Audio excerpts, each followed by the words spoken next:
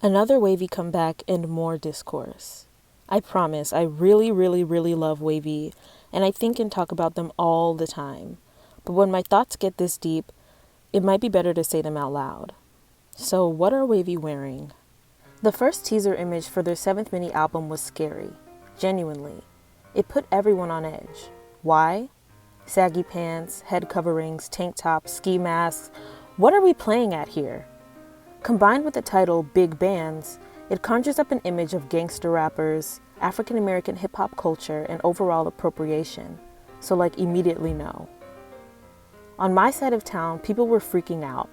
And as a Black Waishini that's heavily involved in the fandom space, I had to have some difficult conversations about what should be said and done.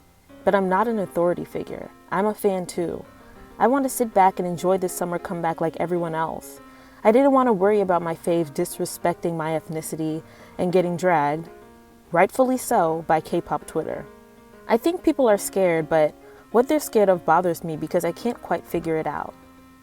2025 has been a year for racism in K-pop, particularly anti-Blackness.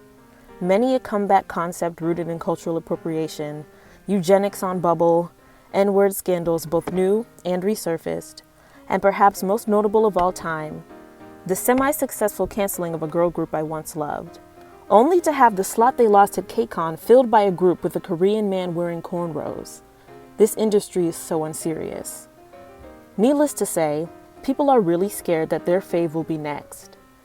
As a Black K-pop fan, this fear is always lingering in the back of my mind. And sometimes it's stronger than other times. With parasocial relationships, you can think you know an idol, but you never really know what they'll do, say, or wear. Wayznies did what we could to tell the company that we don't want whatever repackaged Black cosplay that they're selling, and we're here yet to see how it goes fully. Subsequent teasers have been much better, and everyone is much more relaxed. But honestly, I don't feel too comfortable with the energy created. Are you concerned about the idea of Black culture being appropriated, or are you scared of your faves getting canceled? Both are valid concerns, but one is just more genuine than the other. I'm kind of getting off topic now, so let's bring it back to wavy and their clothes. One sentiment that sometimes gets brought up in regards to cultural appropriation is that the styling is ugly. Why are they dressed in such ugly, baggy clothes? I don't like that sentiment, implying that styles of clothes associated with people of color are ugly and more Western styles are nicer. But I have to acknowledge that for wavy, this is a long time coming. There are more than one factor at play here. Yes, there were concerns about cultural appropriation, but Wayznies have been crying about wavy's outfits for quite a while now. And I'm one of the complainers. I hate seeing such handsome men dressed in tattered, poorly fit, and oddly patterned clothing to sing songs like Phantom and Love Talk, for example. The outfits they wear should fit the concept of the music. People often point to Phantom as the pinnacle of wavy fashion. Elegant suits, fine detailing, clean cuts. These were the wavy uniform for about a year, and that was a really important year. When wavy first came back, during their rebirth, wavy debuted in suits similar to these. And I agree, these are some of their best looks. Through Phantom era and into the fan meeting tour, they continued to rock these styles more often than not. On My Youth brought a concept change, and with that, new clothes. Eventually, things became more casual, and following with Give Me That, High Five, and even into Frequency, we see elegant looks less and less. The outfits that wavy stylists come up with are amazing when they're good, and tragic when they're bad. Mismatched, dull colors, purposefully stained and dirty looking, super baggy, way too many layers, just bad. So when the Big Band's teaser dropped, even though there weren't that many similarities to that first image, the comments started up again. The next teasers were another example of some of the things that people complain about, although I personally like the styling. But over and over and over again, people are asking to bring back elegant wavy. But were wavy always elegant?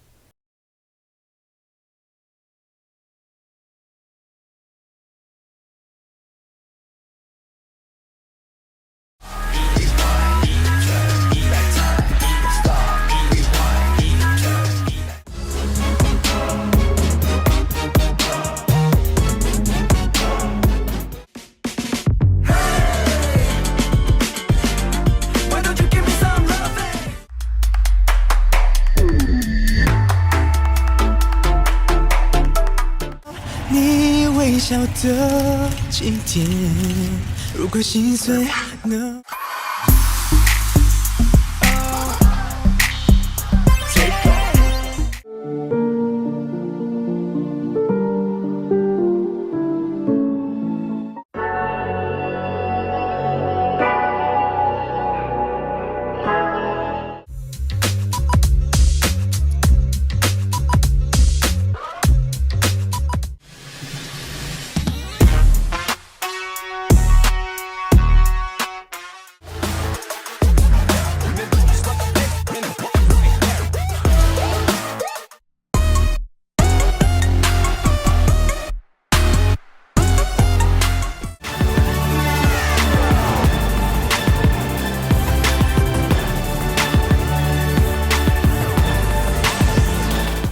In my frequency video, I touched on the genre complaints about wayv's music.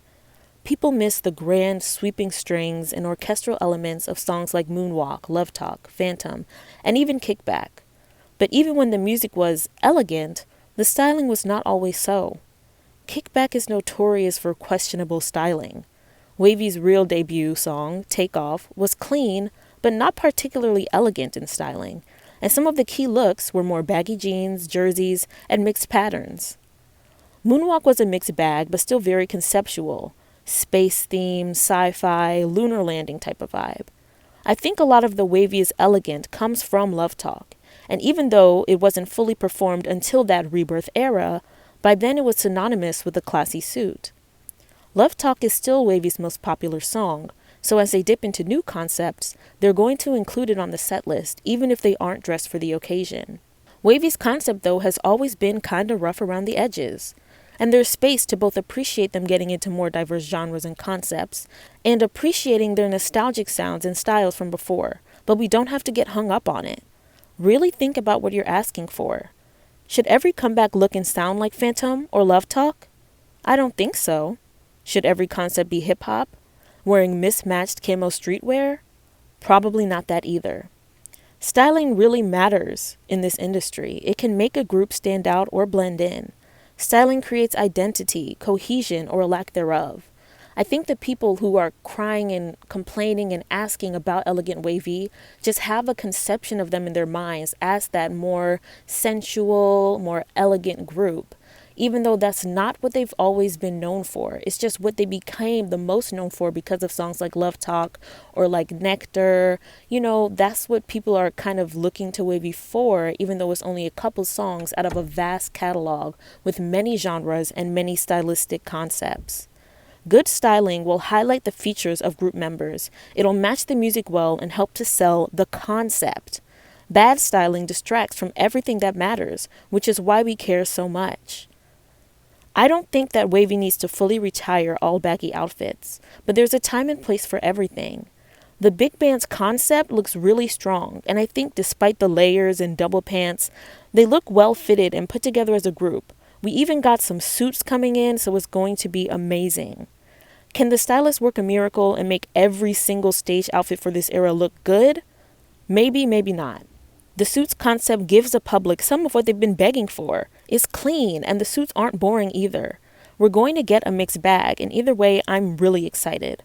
Clothes are not all that matters. I can enjoy the music without ever seeing a group, but when I'm trying to get new fans or recruit people in and get that positive reception, it helps if the idols are dressed for the job that they want. So yeah, let's keep sending in those styling suggestions to prevent offensive styling and request more of what we want to see more of, and hopefully someone is listening. Big Bands is literally coming out tonight. I hope everyone that's complaining, everybody that's not complaining, and basically everybody else in between is going to tune in. It's going to be a great album, going to have some great looks, going to be a great music video, and please, let's put this conversation to rest. If you want to go back to those old concepts, they're literally still there. You can just go listen to them. wayv hasn't changed concept in the way that people are talking about it. They've just never had the concept that you think that they were locked into. What you think wayv was locked into is something that they've done once or twice, like almost everything else that they've done. That's the point that I'm trying to make here. I also get kind of offended and upset when a group that I really like for one thing kind of shifts into doing something else. For example, if a group that usually makes lovely fairy garden Christian girl K-pop sounds switches to more of a girl crush sound, I kind of lose interest, and I totally understand that. But with wayv, just because their most popular song is one thing doesn't mean that everything else that they do in the future or everything that they've done before that is that same thing. If you can listen to Takeoff and you can listen to Love Talk and hear a difference between them, I don't see what the issue is with listening to big bands or Frequency or Give Me That. They're all different things, and they're all wavy, and they're all excellent. That's all I have to say. Good night.